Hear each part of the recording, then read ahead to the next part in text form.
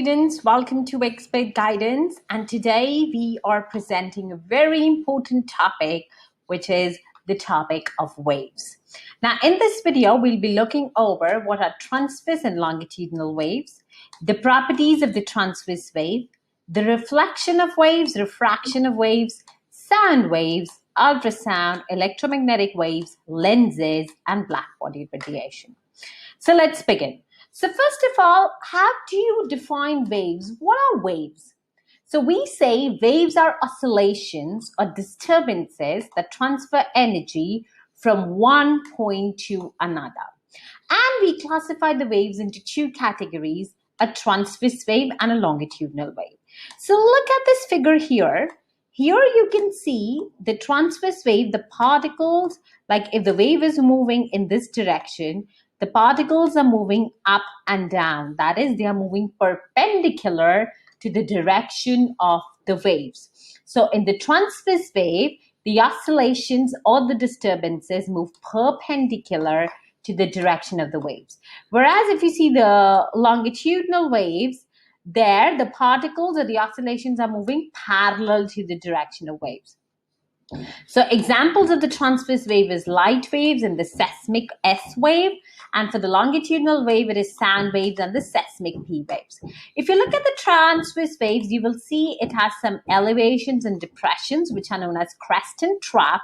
And if you see the longitudinal waves, they have the regions where the waves are closer together, which are the regions for compression. And where the waves are separated, these are the regions for ray refractions. Okay, so now let us look at the differences between transverse and the longitudinal wave in detail.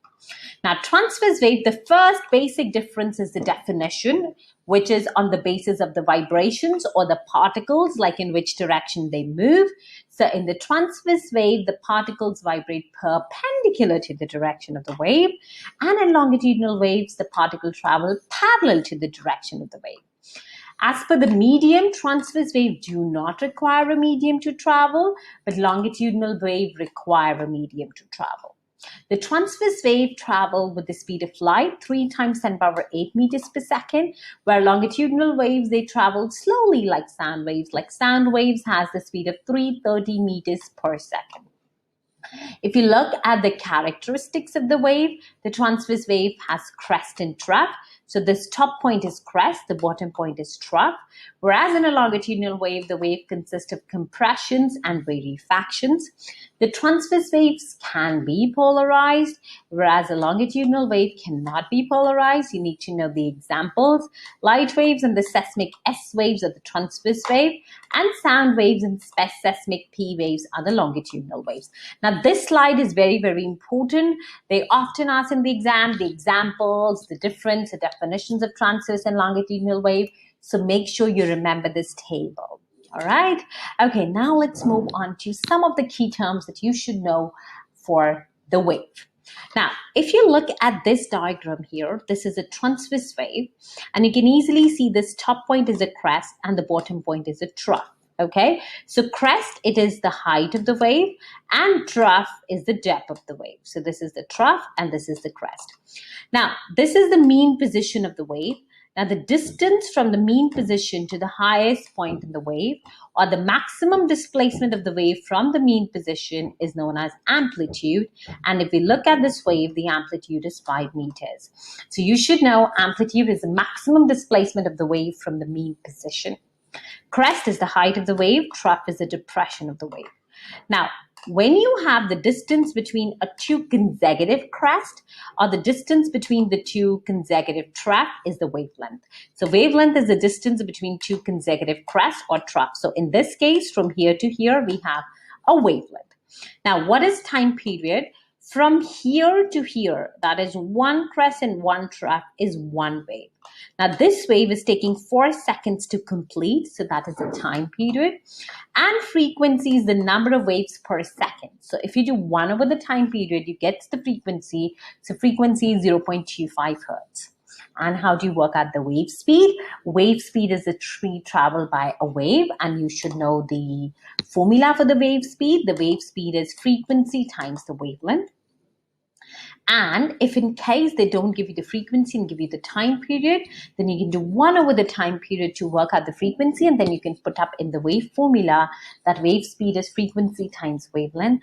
Now be careful with the units. The frequency has to be in hertz, time has to be in seconds, wavelength has to be in meters. Okay, this is a very important formula. Make sure you know how to use it. Okay, now let's look at some example question. The speed of the wave is given to you as 330 meters per second. You need to calculate the wavelength if the frequency is 25 hertz. So you have to calculate the wavelength where the frequency is given. So you can pause the video, try this question. And the second, how long it will take for this light to travel a distance of 50 meters. So they have given you the distance and they have asked you to work out the time. Okay, so you can pause this video and have a go at this question. Now see, if we rearrange this formula, the wavelength is given by wave speed over the frequency. The wave speed is 330, the frequency is 25, so our wavelength is 13.2 meters, right? Now, we know that frequency is speed over a wavelength. Right? Now, the distance is given to us as 50 meters, and for light, we know that speed is 3 times 10 to the power 8. So when we put this into the calculator, we get the frequency to be 6 times 10 to the power 7 hertz. And you know frequency is 1 over the time period, so time period will be 1 over the frequency. So when we do 1 over 6 times 10 to the power 7, we will get the answer 1.6 times 10 to the power minus 6. Okay, so I hope this formula and how to work out the wave speed and the wavelength is clear to you. Now let's move on to the reflection. What is reflection? Now, reflection of light is the phenomenon of bouncing of the wave when it hits a medium. So let's suppose this is a mirror, and this is the ray that is incident onto a surface of the plane mirror. So that's the incident ray. Incident ray is the ray incident on the surface. As soon as it hits the surface, it bounces back at the same angle with which it came. So this is a reflected ray. It is a ray which is reflected from the surface. Now we draw something with the dotted line called the normal. What is normal? Normal is a line perpendicular to the surface where reflection takes place. So this is normal. This is perpendicular to the surface. And you can see angle of incidence and an angle of reflection. Now, angle of incidence is the angle between the incident ray and the normal. And reflected ray is the angle between the reflected ray and the normal. And as for law of reflection, angle of incidence and angle of reflection are equal. And the incident ray, reflected ray, and normal are in the same plane. Okay, so you should understand this diagram and what are these terms like incident ray, reflected ray, angle of incidence, and so on. Now you should also know how do you make the image of a plane mirror. So this is a plane mirror, and let's say this F is an object which is at a distance D. Now what will happen, this F will send, the light will come through F and then it will be reflected. So at the various places, the light will be reflected and reach your eye. Now, I can only see in the straight line. So we will extrapolate these lines backwards, and where they meet will be the image, right? So if this is F, the image will be made at P dash, which will be laterally inverted. It will be a virtual image, laterally inverted, upright, and it is the same distance from the mirror. Okay, so image of a plane mirror is a virtual image. What is a virtual image? It is an image that cannot be obtained on a screen. In a virtual image, the rays do not meet, but they happen to meet where the image is formed. So actually, the rays are not meeting here. We have extrapolated it so that it appears to meet there, and there you see the image. Whereas a real image can be obtained on a screen, the rays actually meet like images of the camera, and the virtual image is image of the plane mirror. Okay, so I hope this concept of reflection and how you draw the image of a plane mirror is clear to you. Now, reflection can be of two types, specular and diffuse. Now, if the reflection is onto a smooth surface, the refracted rays are just parallel beams. That is known as a specular reflection. On the other hand, reflections on a rough surface, where the reflected ray are a bunch of diverging rays, are like diffuse surface. Okay, so I hope this concept of specular and diffuse is clear to you. Now let's come to the phenomenon of refraction. Now let's take an example. Have you seen if you put a pencil in water, it appears to be broken? Why is that? Because when the light is entering the water from air, the medium is changing and the light is changing the direction. As it is changing the direction, it appears to bend slightly in water. Therefore, this part appears little bended and it appears to be a broken. Now, what is refraction? Refraction is the bending of light as it travels from one medium to another. And why there is a bending of light in different medium? Because the speed of light is different in different medium.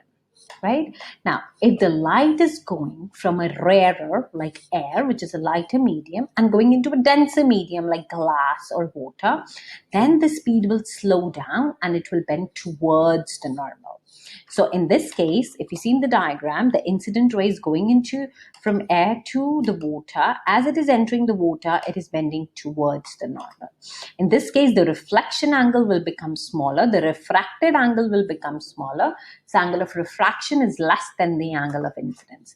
But on the other hand, if the ray is traveling from a denser to a rarer medium, as soon as it goes to a rarer medium, it will bend away from the normal. In this case, the angle of refraction will be greater than the angle of incidence. Now, these are the two mediums, air and water. We draw the normal.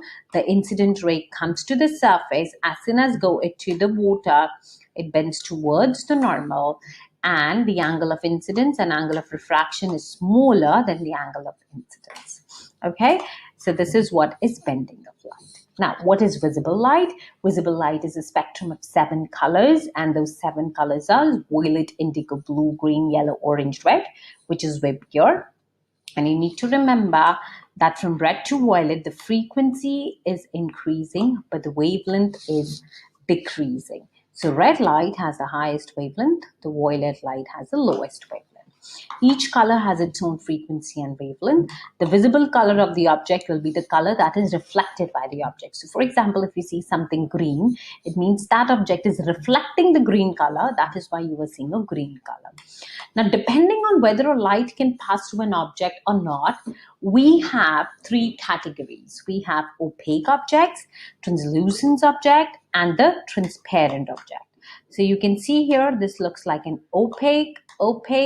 This looks like a little translucent object. So opaque object does not allow the light to be transmitted, but absorbs all the light. For example, a book. If you keep a book in front of you, you cannot see what is behind the book. Translucent objects are like plastic. These objects allow some part of the light to be transmitted. So behind the plastic, you see some hazel things. Whereas a transparent object, they allow the light to be transported through them without any absorption. And you can easily see the things behind the object. For example, glass. Okay, so I hope the light waves is clear to you. Now let's move on to the sound waves. As we discussed in the first slide, the sound waves are longitudinal. The sound does not travel through a medium. It does not travel through a medium. It requires a medium to travel. Sound waves is characterized by compression and rarefaction. In sound waves, the particles vibrate parallel to the direction of the wave. Now, if you see this is a low amplitude. This is a high amplitude. This one, the waves are very less. So this is a low frequency wave, and this is a high frequency wave. And the speed of the sound wave is 330 meters per second. Right? Now, sound waves can have any frequency, but there is a human hearing range, which is from 20,000 to 2200 to 20 hertz to 20,000 hertz. That's the human hearing range. Now, any sound wave which is less than 20 hertz is known as infrasound, and the sound waves which is greater than 20,000 hertz is an ultrasound, and we cannot hear the ultrasounds. But ultrasounds are very important. They are used in echo sounding. They're used to determine the depth of any object. We send the sound waves, they are bounced back. We notice how much time they have taken, and we know what is the velocity, like by what was the speed of the sound wave, and we can work out the distance by doing v times t over 2. Okay, because distance is speed into time, and since the distance is doubled, so we divide by 2 so that we can work out at what distance the echo is coming from. Okay, now ultrasound is very important. Ultrasound is the frequency of the sound greater than 20,000 hertz, and ultrasound's advantages are they're non-ionizing and harmless. They're partially reflected at the boundary between different tissues, so they can even scan the soft tissues. So ultrasound is used in prenatal screening.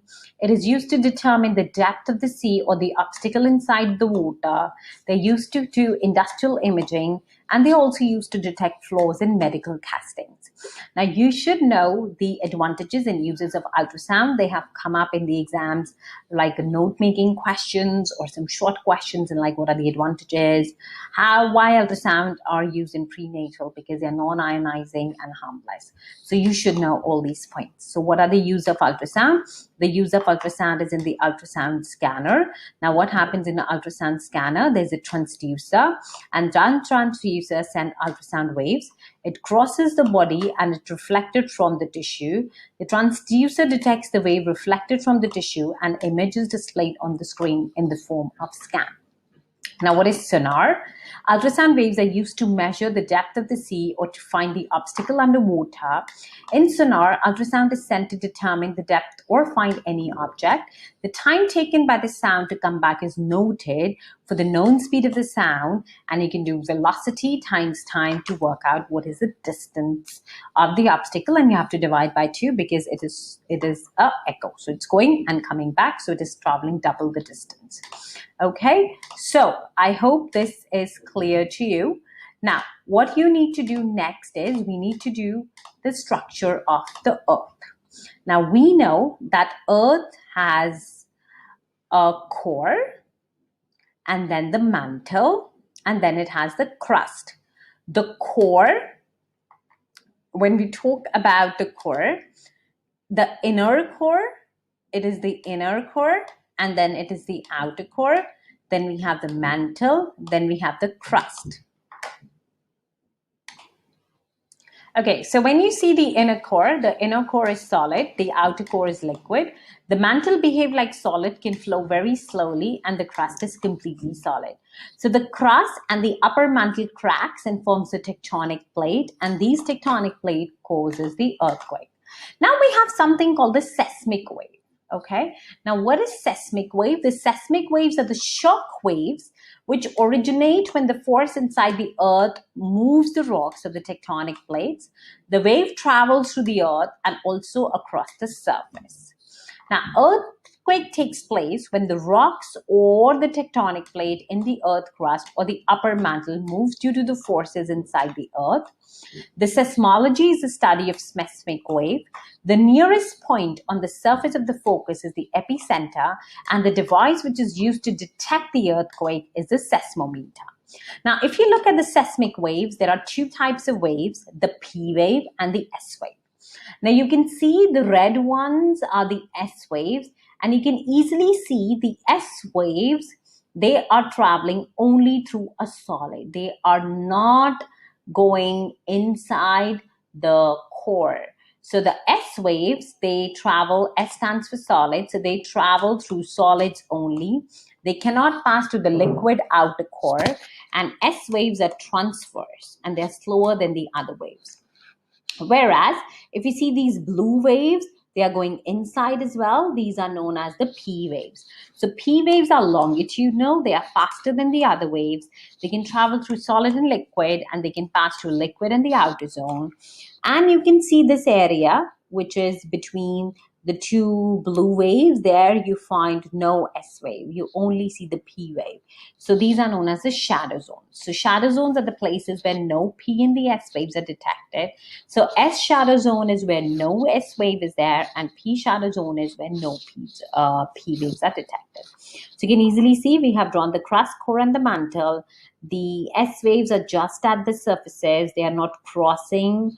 They are not into the solids and the liquid, whereas P waves are traveling inside. So you should know what is the difference between P wave and S wave, and you should be able to label this on the Earth diagram. Where are the P waves? So they can ask you to draw the directions of the P and the S waves. So you need to be careful that S waves are not traveling through liquids. They are just traveling through solids only, so they'll be at the outer surface only, and the P waves will travel inside the cores as well. Okay, now what information does the seismic waves gives you? It gives us that there's a liquid outer core under the mantle, because you have the shadow zones that are detected as P waves refract twice, once while entering the core from the mantle and leaving the core from the mantle. Since the refraction is further away, forming the shadow zone, it suggests there's a liquid outer core under the mantle,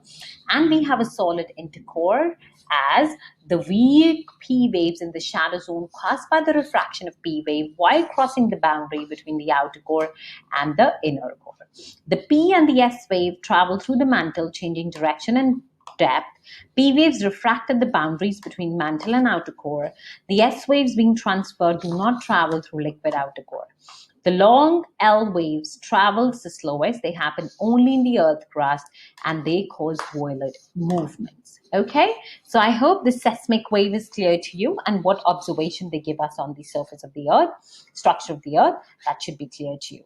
Now let's come to a very important topic called electromagnetic spectrum. Now, what is electromagnetic spectrum? It is a spectrum with all the electromagnetic waves arranged in the order of increasing wavelength and frequency. Now, electromagnetic waves are electrical and magnetic disturbances that transfer energy from one point to another, and all electromagnetic waves, they travel with the speed of light, which is 3 times 10 power 8 meters per second, and the frequencies and the wavelength can be given by the formula V equals F times lambda. Now, it starts with the radio waves, microwaves, infrared, visible, ultraviolet, X-rays, and gamma rays. Now, to remember, radio waves, they are traveling a greater distance. You can see the radio station is in one city. Even you can hear the radios from one country to another. So radio waves have the highest wavelength. So from radio to gamma, the wavelength will be decreasing, and the wavelength and frequency have an inverse relationship. So as from radio to gamma, the wavelength is decreasing, the frequency is increasing. Now, what kind of a question they can ask you in the exam? They can ask you to write these in order. They can ask you which one is having a shorter wavelength or which one is having a higher frequency. So you should know, remember all these waves along with in what order they are. So remember the wavelength order, and reverse will be the frequency order. Okay, now you have different mnemonics to remember these electromagnetic spectrum. You can say, read my instruction visible under X-ray glasses. Rich men in Vegas use expensive girls, or rabbit mates in very ultra-expensive gardens. You can use any of the mnemonics which you find comfortable and easy to remember, where R will be the radio waves, microwaves, infrared, visible, ultraviolet, X-rays, and gamma rays.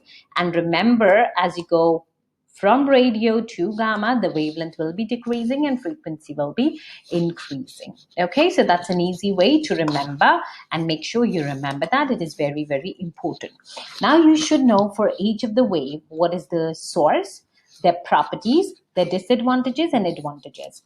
So for gamma rays, they are produced when the radioactive substance emitted the nuclear radiations. They have the lowest wavelength, they have the highest frequency, and they travel with the speed of light. For the use, they are used to disinfect food and surgical equipments. They're used to kill cancer cells. In gamma treatment, the cobalt-60 is used to direct the gamma radiation to the cancer cell and kill it without affecting the surrounding tissues. The disadvantages of gamma rays is gamma rays are highly ionizing. Exposure to low dose of gamma rays can cause gene mutation, DNA damage, and even cancer. And exposure to high dose of gamma radiation can cause a killing of the cell. Okay, so remember the uses, the properties, and the harmful effects as well. Same thing goes for X-rays. They are produced by stopping high-speed electrons. They are electromagnetic waves which travel with the speed of light. They have wavelength greater than the gamma rays, but smaller than the ultraviolet rays. They have lower frequency than gamma rays, but greater than the ultraviolet rays. And the wavelength is about the diameter of the atom. The uses is the shortest wavelength X-rays are used in X-ray therapy to kill cancer cells without destroying the healthy cells. And the longer wavelength X-rays are used to photograph the internal structure of the body. These disadvantages are X-rays are highly ionizing. Exposure to a low dose of gamma rays can cause gene mutation, DNA damage, and even cancer. And exposure to high dose of gamma radiation can cause killing of the cell. Now, how does an X-ray work? So you can see this is an X-ray machine. The X-rays are passed through the body. The X-rays passes to the soft tissues but are absorbed by the bones and the harder tissues. The X-rays that pass through the softer area reach the detector and appears to be black, whereas the rays that are absorbed do not reach the detector and appears light in the image. If any organ containing softer tissues need to be photographed, then patient is given a contrasting medium like barium, which becomes a good absorber of X-rays and help the photography of that organ. The detector contains a charge-coupled device which converts X-rays to light, which then creates electronic signals which are used by the computer to take the digital image. So you need to remember this information that X-ray pass to the softer areas and to be black, whereas they are absorbed by the lighter areas and do not reach the detector and appears to be light in the image. Next is the ultraviolet rays. They are produced from the sun. They are electromagnetic, which travels with the speed of light. They have wavelength greater than X-rays, but smaller than violet light. They have lower frequency than X-rays, but greater than the violet light. They are used as fluorescent markers or fluorescent lamp, which contains a chemical which converts the UV light to a visible light, and they can cause sunburn and suntan. They can lead to skin cancer, and they can even lead to blindness. For the visible light, the sun and the lamp emit the light. It is the only part of the spectrum which we can see. It is made up of 7 colors: violet, indigo, blue, green, yellow, orange, red. When the white light is passed through the prism, it can give the spectrum of the color. The light is used in a camera to take the picture. Light is also used in light microscope. Light helps to see the object. Light waves are used in communication. The disadvantage is that too much exposure to visible light can lead to cancer, blindness, and skin damage. Next is the infrared rays. All the hotter objects like kettle, toaster, radiator emits infrared radiation. They're electromagnetic waves which travel with the speed of light.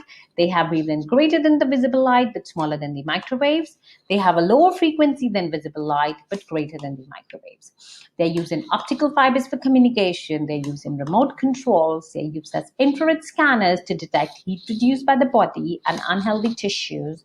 And infrared cameras helps to see objects in dark. The disadvantages is they can cause skin burn and suntan. They can also lead to skin cancer, and they can also lead to blindness. The microwaves are emitted by cosmic microwave background radiation. Sun also emits some microwaves. They are again the electromagnetic wave which travels with the speed of light. They have wavelength greater than the infrared light but smaller than the radio wave. They have a lower frequency than infrared light but greater than the radio wave, and they are found between the radio waves and the infrared rays. The uses are they're used in communication, they're used in satellite TV, they're used in cooking, they're used to carry mobile phone signals. The disadvantages are exposure to microwaves can heat the body tissues, and exposure to high dose of microwave can cause eye damage and even cataract. Now, this question can also be asked in the exam: how microwave is used to heat the food. Now, the water in the food absorb microwaves and become heated and heats the food, preventing the microwave from heating as it has no water. Now, radio waves can be generated by natural sources such as lightning or astronomical phenomenon, or by artificial sources such as broadcast radio towers, cell phones, satellites, and radar. The properties of the radio waves are they are electromagnetic wave, which travels with the speed of light. They have the highest wavelength and they have the lowest frequency. The uses is they are used in communication to carry TV, radios, and mobile signals. They're used in wireless connections and Bluetooth connections. The disadvantages is that exposure to radio waves can heat the body tissues, and exposure to high dose of radio waves can cause eye damage and even cataract. Let's come to the last part, which is the lenses.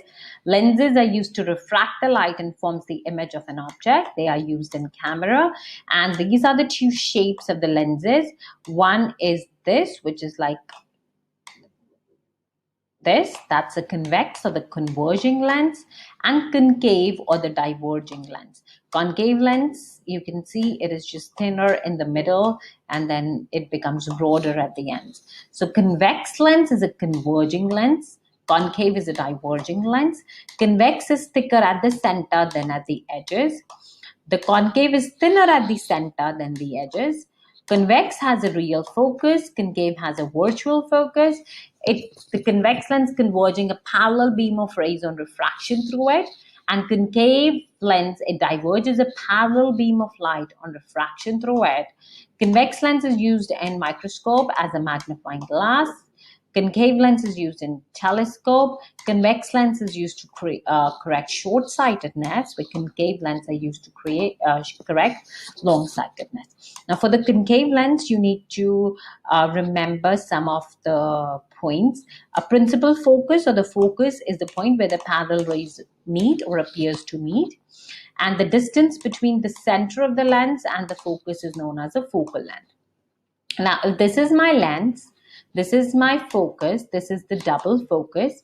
If suppose I place an object at the focus, in between focus and the center, the first beam of light will go to the lens and then it will bend. And the second one will pass straight to the center. Now, we extrapolate these rays backwards, and where they both meet will be an image. So if on a concave lens, if you put the object between the focus and the center, you will get a small image, a virtual upright and smaller than the object between the lens and the focus. Now, these are the certain ray diagrams for the convex lens, which you need to remember.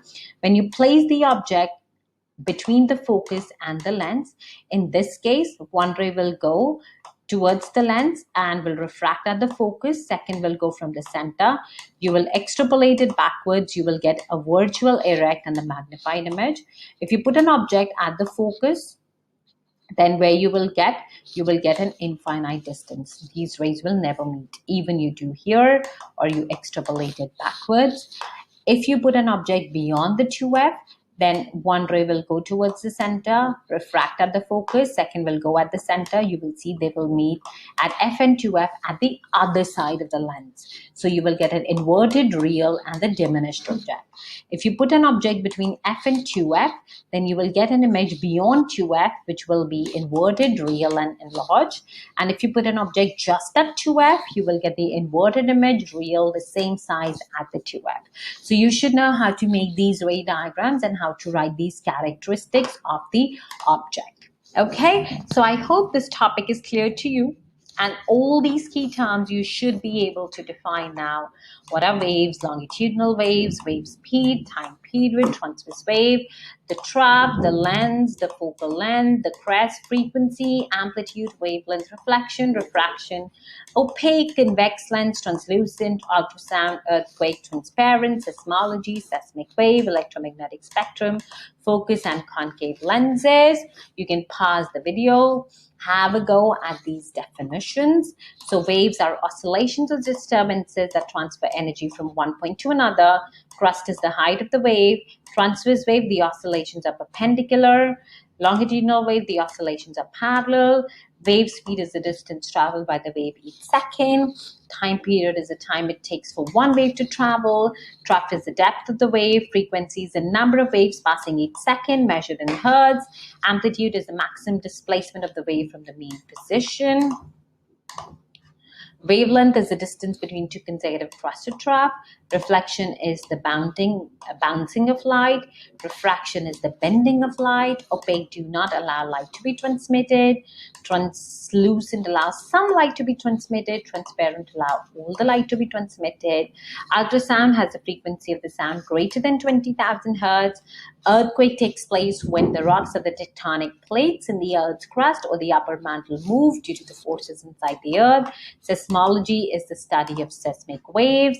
Seismic waves are the shock wave which originate when the forces inside the Earth moves the rocks of the tectonic plate. Electromagnetic spectrum is a spectrum where the waves are arranged in the order of increasing frequency of wavelength.